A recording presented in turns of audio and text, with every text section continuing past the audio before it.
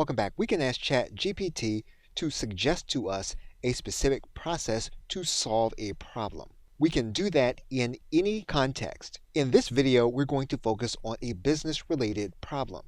However, you can use ChatGPT to suggest a process for any problem that there is a solution being made available on the internet. What ChatGPT will do is to simplify the solution and put it in plain language instead of asking you to look through all of the individual websites. For example, if we were to look at the query, how to market a self-published book, and we were to go to our favorite search engine as of the recording of this video, we would be able to find a solution. However, it would not be in plain language, and we would have to look through the actual websites.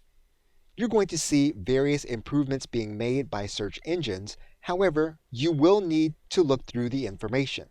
The benefit of looking at a search engine is that you'll be able to determine the most reputable sources and the cited information. However, we can look for that same information using ChatGPT to suggest to us a process. Once we write in, we can then click enter, and you will then have a process written in plain language. Again, in order to work around the fact that ChatGPT does not cite, we can ask for citations even though those citations will not be specific to the information that ChatGPT actually gave you. And so to complete the task, we can then ask for ChatGPT to give us specific references.